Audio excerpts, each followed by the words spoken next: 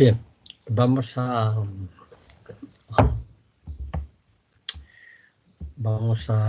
iniciar la presentación, o sea, el comentario de la obra de Pablo Ruiz Picasso, Las señoritas de Aviñón.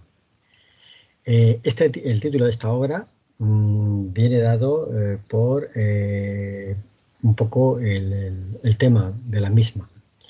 En principio, junto a esta presentación, os voy a adjuntar en un PDF y en imagen un esquema del comentario de esta imagen para que vosotros elaboréis, no hecho.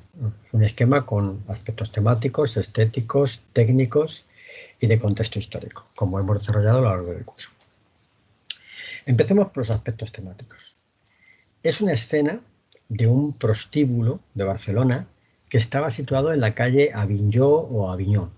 De ahí el nombre que tiene el cuadro. Representa a 5 mujeres desnudas que se ofrecen al espectador, es decir, al cliente, y a los pies de ella una especie de bodegón, una serie de frutas, una sandía, unas uvas, una pera, que nos recuerda a las naturalezas muertas que conocemos con el nombre de bodegón. Desde el punto de vista estético, podemos apreciar que este no es un tema narrativo, es decir, no está contando una historia, sino que en realidad es la representación de formas y objetos, porque es lo que Picasso en este momento está empezando a desarrollar.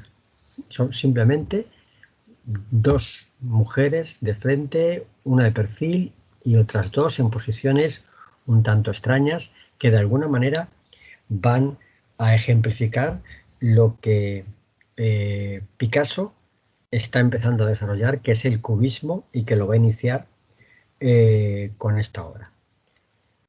Picasso va a iniciar el estilo cubista porque lo que está buscando es experimentar. Está buscando la simplicidad de las formas que refleja en sus cuadros. Los cuadros los va a reducir a formas muy simples y, como veis, el cubismo es el estilo que reduce la forma, la figura, a composiciones geométricas. Los cubistas no pretenden imitar o representar la naturaleza a través de lo que lo vamos a repetir varias veces porque es una característica de las vanguardias. Después del impresionismo, las vanguardias, el cubismo es una de estas vanguardias, no pretenden imitar o representar la naturaleza, es decir, a través de la perspectiva. Si recordáis, desde el Renacimiento, la manera de representar la realidad viene dada por dos cuestiones. La perspectiva, bien científica, bien aérea, desarrollada por los maestros del 480 o por Leonardo, y luego reproducida esta con la escuela veneciana y con el barroco, y el modelado de las formas, cómo conseguir representar la naturaleza con la luz, con los efectos del color, con el modelado de calor. Todo esto desaparece. Todo esto que aportan las vanguardias, las distintas vanguardias, van a romper con esa concepción del arte que venía presente en todo el arte occidental desde el Renacimiento. Desde el punto de vista técnico, esta es una obra, es un óleo sobre lienzo de grandes dimensiones. Como vemos, tiene una composición claramente geometrizada. Las formas aparentan figuras geométricas muy angulosas. Hay un predominio de líneas verticales.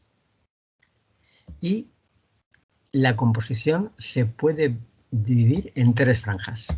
Una franja que sería esta parte de la izquierda, otra franja que sería la parte central y otra franja que sería la parte de la derecha. En la parte de la izquierda vemos a una mujer que está como corriendo un telón de perfil. Pero fijaros, de perfil, ¿a qué os recuerda? Al estilo egipcio. En el plano de perfil, el ojo de frente, como habían representado los egipcios. Recordad que los egipcios querían representar las distintas partes del cuerpo desde el lado más representativo. Y pintaban la cabeza de perfil, el ojo de frente, el torso de frente y los pies y las piernas de perfil. Fijaros un poco que es un poco la transmutación de lo que sería la influencia de ese arte egipcio. En la franja del centro vemos dos mujeres vistas desde el frente, con los brazos levantados, estas dos, está con los dos brazos levantados y está con uno, recordando un poco a las representaciones arquetípicas de las Venus o de las majas de Goya, con esos brazos hacia arriba, como ofreciéndose sensuales. A los pies se ve este bodegón, que fijaros, tiene una perspectiva cenital, es como si se estuviera viendo desde arriba, aunque el plano es frontal. A la derecha es la parte más cubista, donde más investiga o experimenta Picasso en este cuadro. También se ven dos mujeres, una de ellas de pie, también como abriendo unos cortinajes, y otra sentada. Fijaros que la representación de los rostros cambia completamente respecto a los rostros de las dos de enfrente e incluso del rostro de la de perfil. Son todavía una descomposición con formas mucho más geométricas.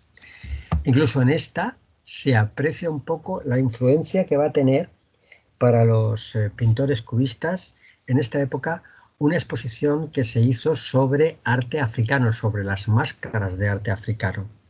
También se ha dicho que a Picasso le influyeron tanto estas máscaras africanas como también las investigaciones que él había hecho respecto al arte íbero, donde los rostros representaban un poco una simplificación de formas que él parece querer reproducir. Esto, fijaros también en esta figura que está con la cara de frente y el cuerpo de espaldas, un poco en ese intento de representar el objeto desde el punto de vista más significativo. Es lo que en el estilo cubista se llama la perspectiva múltiple. Esto nos lleva a plantearnos qué es este cubismo desde el contexto histórico, y por tanto tenemos que hablar de las vanguardias del siglo XX. En las vanguardias del siglo XX son un intento de reordenar la realidad, es decir, la representación de la realidad, según criterios propios de cada artista. Con las vanguardias, el artista va a ser un hombre completamente libre a la hora de componer, a la hora de diseñar. No hay que imitar ni copiar la realidad, como se lleva haciendo desde el Renacimiento, la perspectiva modelada de la figura, sino que hay que inventar, hay que experimentar, hay que innovar, en definitiva, hay que crear. El artista de principios del siglo XX está en un mundo cambiante, caótico, que además va a llevar a la Primera Guerra Mundial, y los artistas de este momento, fundamentalmente reunidos en París, París va a ser el centro cultural de Europa, pues estos artistas desde París van a desarrollar distintas tendencias. Incluso algunos de los autores van a pasar por varias tendencias, por varios de estos ismos, que es como vamos a llamar a los estilos de las vanguardias. Fauvismo, expresionismo, surrealismo, cubismo. A todo esto vamos a llamar vanguardias, porque suponen un extraordinario cambio respecto a todo lo anterior. El arte moderno no tiene que ver nada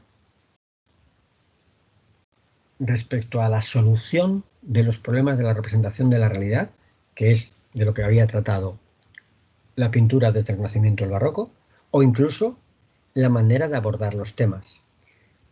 Todo será desde un punto de vista muy personal. Los expresionistas irán a la expresión de las emociones del alma, tomando un poco de Van Gogh. Los cubistas, influidos mucho por Cézanne, una retrospectiva de la obra de Cézanne en 1905-1906 es lo que va a hacer a Picasso pintar esta obra y con Braque empezar el estilo cubista. Pues parten un poco de esas investigaciones que había iniciado Cézanne y los cubistas la van a desarrollar. Los fauvistas van a partir del tratamiento completamente libre, personal y alocado que hacen del color a partir de Gauguin. El artista moderno quiere crear algo que no existía antes de que surgiera en su cabeza y fuera con sus pinceles plasmados sobre los hombros. Por tanto, y hablando ahí un poquito, porque hay que hablar un poquito de cubismo dentro de este contexto histórico, hay que decir que el cuadro de la señorita d'Avignon de 1907 parece ser el cuadro con el que surge el cubismo. Un estilo que las obras que lo va a poner, un estilo que va a ser nombrado a través de una obra de Braque, el otro gran pintor cubista, que en relación con una referencia que hizo un crítico, Louis de Vauxelles, que acusaba a Braque de maltratar a las figuras reduciéndolas a figuras geométricas, a cubos. Y de ahí de ese reducirla a cubos ha quedado como el estilo cubista. El cubismo va a tener dos etapas. En el comentario podéis mencionarlos y tampoco sin entrar mucho a explicarlas. El llamado cubismo analítico, que todavía mantiene algo de figuración, descompuesta la figuración, pero se ve descompuesta por estas formas geométricas, como aquí vemos. Y luego el cubismo sintético, que más que descomponer la figura, lo que hace es sintetizarlas a una serie de elementos mínimos que hacen reconocibles los objetos, que hacen reconocibles lo que el autor está pintando. En 3 o 4 pinceladas que se puede apreciar una persona o se puede apreciar una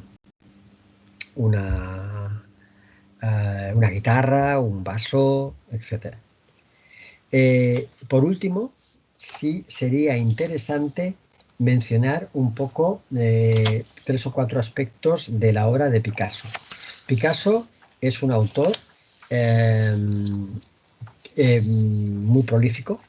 Además, prácticamente va a pintar desde finales del siglo XIX a 1973. Fue muy longevo, fecha en la que falleció. De niño fue un niño prodigio. Su padre era pintor de dibujo académico y vio sus mañas y vio su habilidad. Le mandó a estudiar a Madrid y luego a Barcelona. Barcelona, desde el punto de vista artístico, era mucho más interesante que Madrid.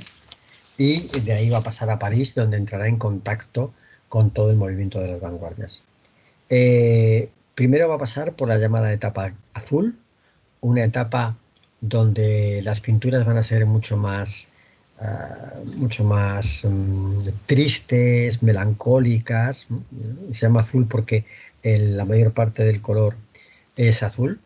Luego la etapa rosa, muy vinculada a lo que se llama el mundo del circo, el mundo de los arlequines, que va a retratar y va a reflejar, y luego ya entrará en el cubismo, que va a ser el arte en el que más se va a desarrollar. Hará también esculturas, hará también escenografías, será un hombre que abrirá hacia otros horizontes, no solo estrictamente la pintura, aunque es en el campo de la pintura donde más es reconocido. En 1937 pintará otro gran famoso cuadro, el Guernica, otro cuadro iconográfico de la pintura del siglo XX, donde evoluciona un poco del cubismo y ya le podremos comentar en otra ocasión. Con esto yo creo que quedaría más o menos reflejado los distintos aspectos técnicos, estéticos, temáticos y de contexto histórico de esta obra. ahora mismo me está viniendo que no he mencionado el color. El color en las pinturas cubistas no es algo importante, no es algo determinante. Estas incluso pueden ser de las más coloridas que tenga Picasso, porque la mayor parte de las obras tienen muy pocos colores, además en los mismos tonos, tonos grises, tonos apagados, predomina más la monocromía que colores y contrastes de colores, como aquí puede parecer un poco estos ocres de la izquierda con los fríos de estas telones o de estas telas que parecen que está recorriendo esta mujer.